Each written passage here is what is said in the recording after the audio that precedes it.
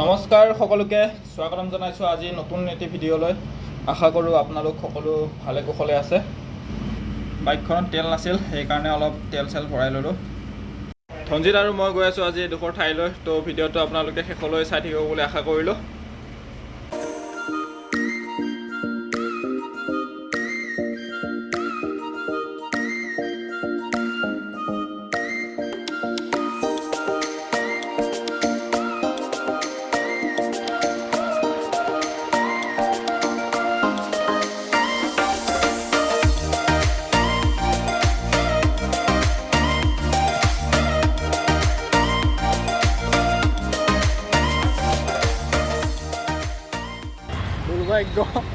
আজি অসম ভৱনত আহিছিলোঁ, কিন্তু অসম ভৱনত কিবা কাম চলি আছে।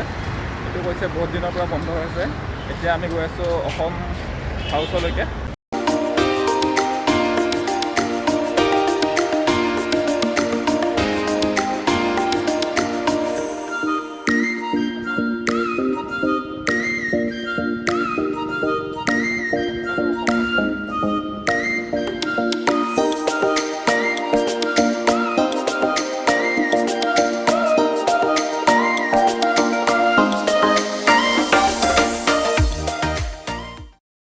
ফাইনেলি আহি পালোঁ অসম হাউচলৈকে, আৰু বাইকখন পাৰ্কিং কৰাৰ পিছত এতিয়া গৈ আছোঁ আমি ভিতৰলৈকে। তাৰপিছত আমি আচলতে ডাইৰেক্ট কেণ্টিনলৈকে যাম, তাত কি কি পায় সুধি চাওঁগৈ আগতে, তাৰপিছত দেখুৱাই আছোঁ আপোনালোকক। অসম হাউচত আচলতে ফাৰ্ষ্ট টাইমৰ কাৰণে আহিছোঁ, নাজানো ইয়াৰ ভিতৰত কি কি খাবলৈ পায় আৰু থকা খোৱাৰ ব্যৱস্থা কেনেকুৱা সেইটোও নাজানো বাৰু। তো সুধি চাম এবাৰ আৰু আপোনালোকক জনাম। আপোনালোকে যদি দিল্লীত আহে তেতিয়াহ'লে অসম হাউচত আহিব আৰু অসমীয়া খাদ্য এসাঁজ খাই যাব। কি খোৱাবি আজি কওঁ?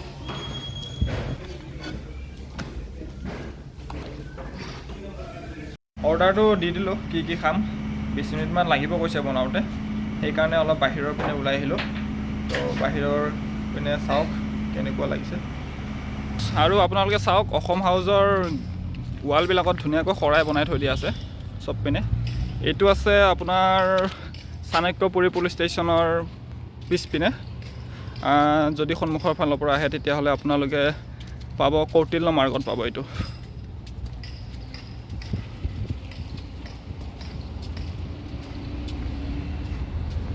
ভিতৰত আচলতে বহুত মানুহ আছে যদিও মানে কোনো হাল্লা কৰা নাই বেছি, সেইকাৰণে অলপ বাহিৰলৈকে ওলাই আহিলোঁ, অলপ আপোনালোকৰ লগত কথা পাতোঁ বুলি। বহুত সময় অপেক্ষা কৰাৰ পিছত ফাইনেলি আহি পালে আমাৰ থালি।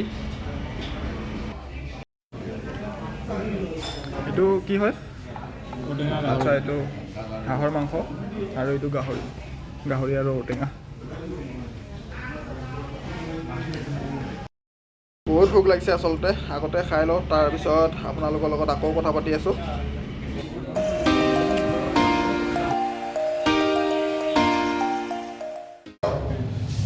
খাই লৈ পুৰা এতিয়া হাত ধুই লওঁ, পুৰা পেট ফুল কৰি খাইছোঁ একদম।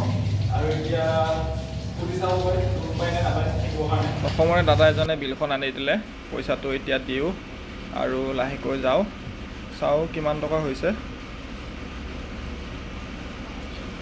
আমাৰ বেছি হোৱা নাই, দুইজনৰ মিলি মাত্ৰ 990 টকা হৈছে। ৰুম আপুনি গুৱাহাটী GD পৰা বুকিং কৰিব লাগিব। আচ্ছা, ইয়াতে ডাইৰেক্ট আহিলে নাপায় নেকি? ডাইৰেক্ট বুকিং নাই। আচ্ছা, এনেই কিমান মানে এক ৰাতিৰ কাৰণে? আপুনি যদি অসম গভৰ্ণমেণ্টৰ এমপ্লয় হয় তেতিয়া এজন থাকিলে 450 টকা, দুজন থাকিলে 800 টকা, আৰু যদি অসম গভৰ্ণমেণ্টৰ কৰ্মচাৰী নহয় তেতিয়া আপোনাৰ এজনত 1550, দুজনত 2200। আৰু ইয়াৰে চেণ্ট্ৰেলৰ হ'লে 2200 টকা দুজনৰ, এজন হ'লে 1550। ঠিক আছে বাৰু, কেতিয়াবা আহিলে জনাম। বান্দৰ আহিছে আমাৰ অসম ভৱনত, ভাত চাত খাব আহিছে নেকি? অৰ্ডাৰটো দিছে চাগে ভিতৰত। আৰু ইয়াতে লিখা আছে কেতিয়া বনাইছিলে, সেইটো বনাইছিলে 2015 চনত। কি বিহু ফাংচন হ'লে ইয়াতে হয় দে আৰু। আচ্ছা, এবাৰ নাচি দে যা।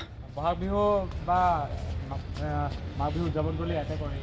তই এবাৰ ডান্স কৰি দে না বিহু বুলি। মই নাজানো নাচিব। আমাৰ নাচনী এবাৰ ডান্স কৰিব। ফটো মেইন, ফটো চটো উঠি এতিয়া আমাৰ হৈ গ'ল। এতিয়া আমি যাওঁ, আৰু বহুত খালোঁ, ভালদৰে খোজে কাঢ়িব পৰা নাই। বহুত খালোঁ গাহৰি মাংস ঔটেঙা। মজা লাগিছে আজি কিন্তু দেই, কিবা ঘৰত ভাত খোৱা দৰে লাগিছে। হাঁহৰ মাংস আৰু কি আছিলে এইটো? মাটি দালি, হাঁহৰ মাংস, গাহৰি মাংস আৰু ঔটেঙা। মজা। আৰু এতিয়া আমি যাওঁগৈ। ইয়াতে আহি বহুত ভাল লাগিলে, গোটেইবিলাক অসমীয়া মানুহ লগ পাই খুবেই ভাল লাগিল। আৰু ভিডিঅ'টো চোৱাৰ বাবে আপোনালোক সকলোকে ধন্যবাদ। এনেকৈ লগ পাই থাকিম। জয় আই অসম।